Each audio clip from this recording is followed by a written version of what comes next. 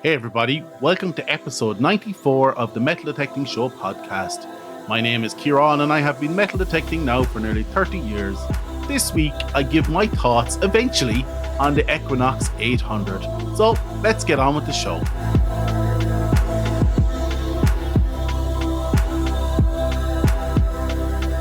Hey everyone, before we start I want to thank you for listening to the podcast and I hope you enjoyed the show this week. But before we begin, I want to give you the following information. If you want to give me feedback or interact with the show, please reach out to me on Twitter @DetectingThe or Instagram @TheMetalDetectingPodcast. Or if you want to pop me an email to Ciaran @TheMetalDetectingShow.com. If you'd like to leave me a voicemail, please do so on speakpipe.com/TheMetalDetectingShow. The link will be in the show notes. If you'd like to buy me a coffee, you can actually do so now with buymeacoffee.com/metal detecting. And lastly, and most importantly, if you like this content and would like more, please don't hesitate to tell your friends and don't forget to hit that subscribe button.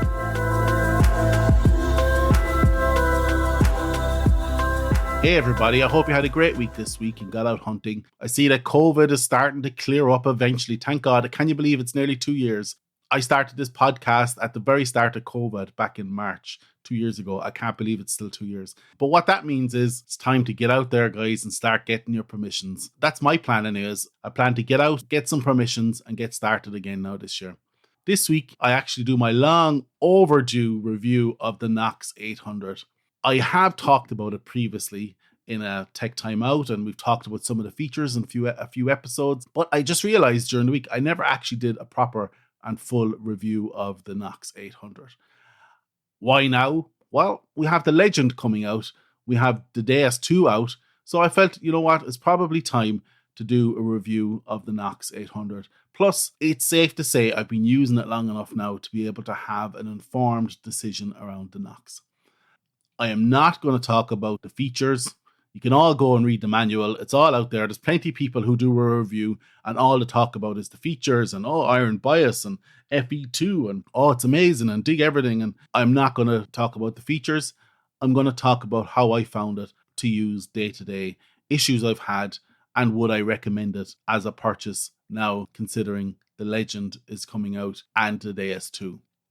Right, but before we start, I want to do some significant shout outs to my Patreons and to my coffee buyers. There are two, one being Todd A and the other being Mervyn Cooney. Mervyn, a long-time supporter of the podcast, and Todd, a new supporter of the podcast. I just want to really call out my appreciation to these two guys and acknowledge that I actually do owe you guys t-shirts and stickers, and they're on the way. I'm on it. I got a bit of a setback with the whole t-shirt thing, but I think I've rectified that now, so they're on the way soon. Hopefully, fingers crossed. Just to give you a heads up, there may not be a podcast episode next week. I have just been called for jury duty and I'm expected to sit in a courthouse for the next week.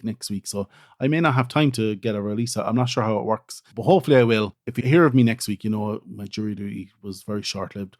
But if there's no episode next week, you can be sure I'm still stuck in a courthouse deliberating with Matlock on Murder, She Wrote, or whatever it is I'm looking at in the courthouse next week. But yeah, I suppose before we start the pseudo review of the Knox, I need to call out. I've called it out a few times. I would consider myself a Minelab fanboy. So I've always been pro Minelab. And I suppose that was why I bought the Equinox 800 back in the time. I'd to point out, I did buy it myself. This is not a paid promotion.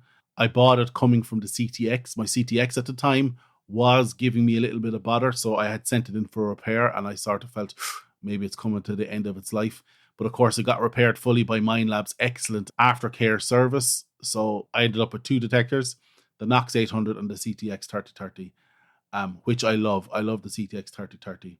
But like I said, complete Minelab fanboy back when I bought this in 2018, I think. Considering that I was a total Minelab fanboy, my first initial impressions weren't actually good. Were not good at all. The box opening experience was standard, nothing to write home about. I did like the headphones, the fast Bluetooth. It did come with the Needless, the WM08 module, which I never used and I still have it there. And, I find these modules a bit proprietary and no need for them.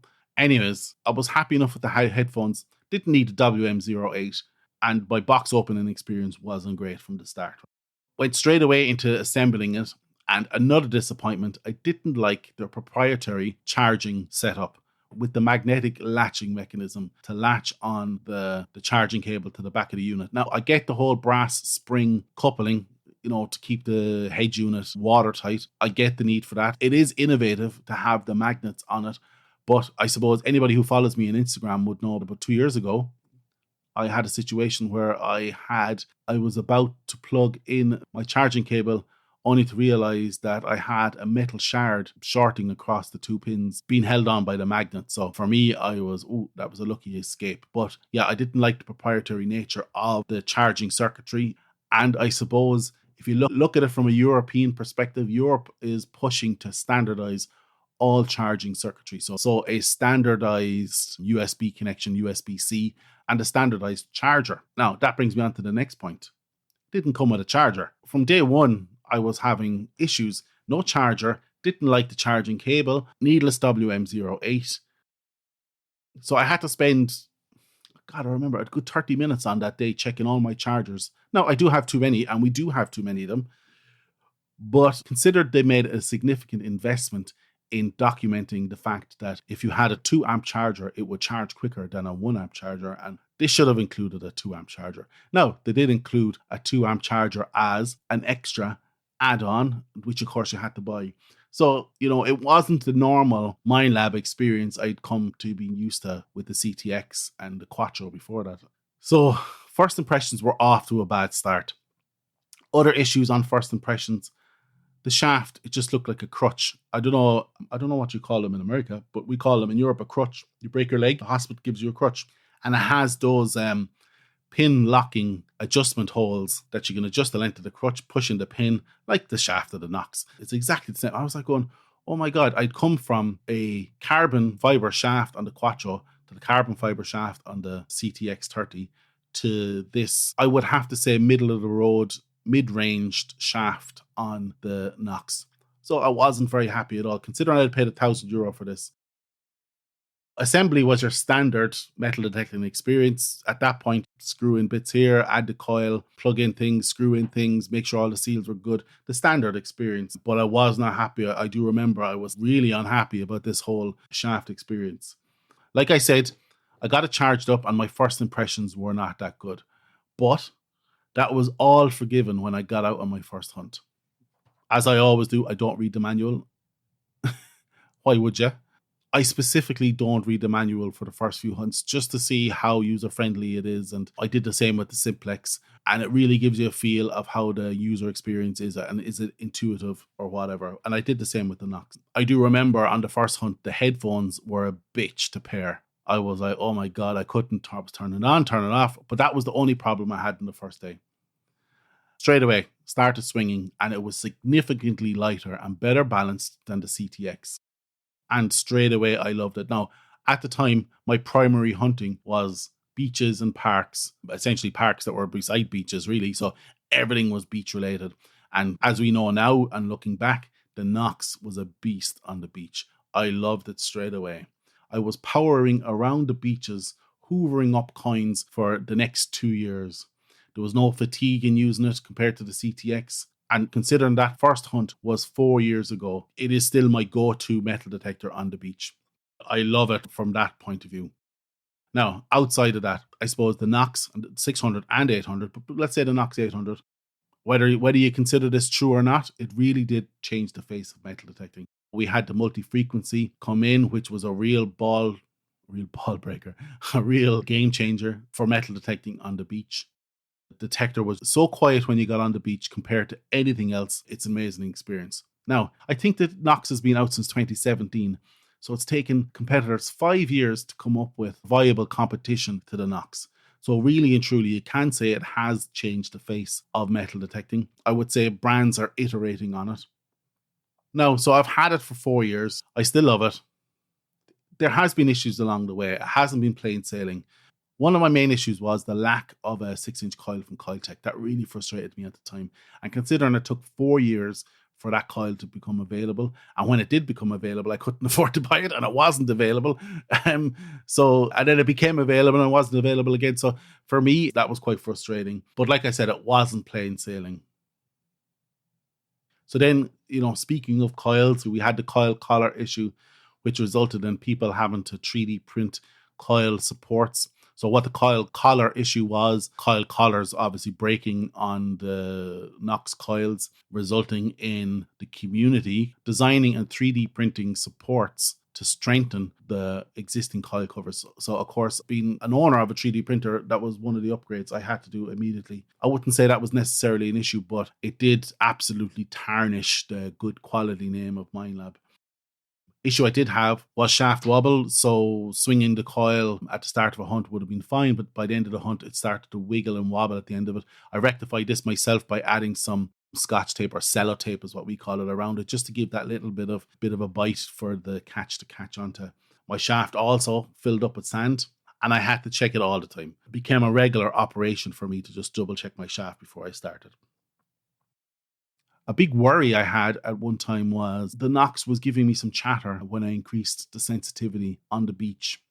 I was able to figure out that it was not necessarily a problem with the Knox, but a problem with the location where I was, causing my mobile phone to go into 100% mode looking for a signal tower, which caused some sensitivity issues on the Knox in that situation. And you can see a few other people online had a similar problem. But all that required was for me to switch my mobile phone into airplane mode when I was in that specific location.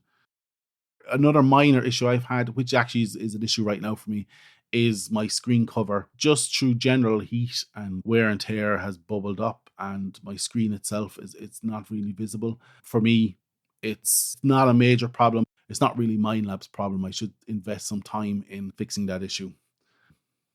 But yeah, they were the main issues I've had over the 4 years. The shaft filling with sand, the shaft wobble. Now, I know I could fix those issues, and I didn't. I intended to invest in a carbon fiber shaft for the Knox, and maybe I will, and that would rectify both those issues. But we're talking about a review of the actual Knox itself and not adding third-party accessories to it and making it workable. So yeah, I did have those issues with the shaft. The coil collars, I think everybody's had that concern and that issue. Another issue that drives me crazy, actually, is the cuff. The strap on the cuff is... I really feel that we could do a better design on the cuff on the Knox. I don't hunt in a t-shirt. In a t-shirt, I imagine you just throw your arm through it.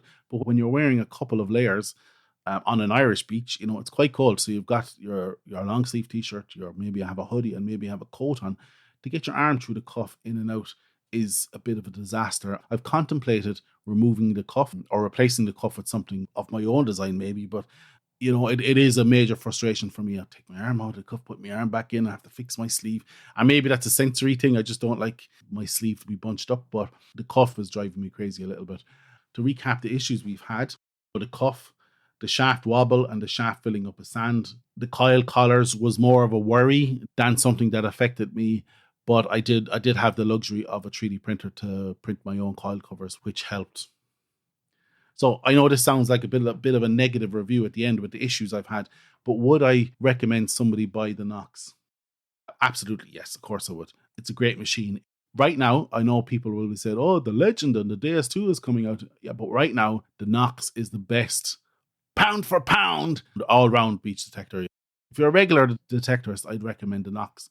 However, if you're just a casual person who's going out once a month, once every 2 months, I wouldn't recommend the Knox at all. It's quite expensive to just be taking it out on a casual basis. If you're a beach hunter, absolutely, you have to have it. Ultimately, the performance of the Knox has outweighed all the negatives that I have experienced to date. We haven't had anything really for 5 years from Minelab. It's time for them to come out with something new.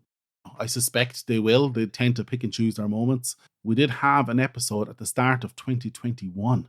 My God, about what Minelab were planning on releasing. There was 5 potential new machines coming out, or technologies, and we've seen nothing of them since. And that's over a whole year now, so there's definitely something on the horizon.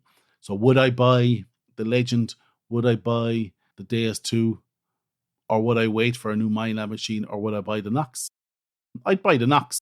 What I would do, I'd wait till the Legend comes out. Or you might see it now with the DS2 where people will start selling off their second-hand knocks. Pick one up. They're a great machine for the beach, especially if you're not in a position to buy the Legend or the DS. Yeah, and that's it for this week, guys. I hope you like this episode of the Metal Detecting Show podcast. If you do, like, follow, do all that stuff on social media. You can check out our YouTube channel. There was videos coming up there soon.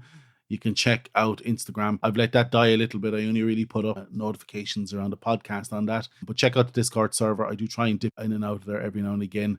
I'm terrible at it, but there is some great people in there, so check it out. And that's it, guys. I hope you liked the episode, and I'll chat to you all again next week.